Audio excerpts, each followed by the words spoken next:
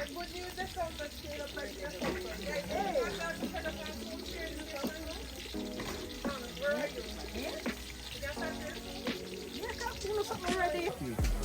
from Jamaican. Bro.